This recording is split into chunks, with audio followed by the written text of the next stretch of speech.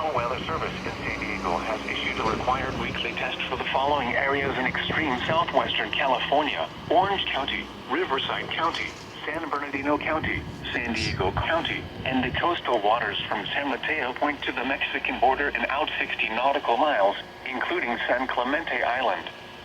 A test signal was broadcast to test the public warning system.